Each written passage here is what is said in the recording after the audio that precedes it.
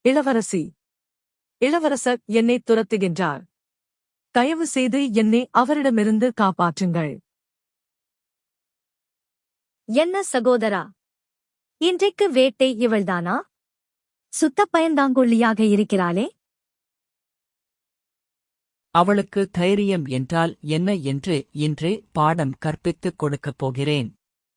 ஏய் வசந்தா, மரியாதையாக என்னுடன் வந்துவிடு.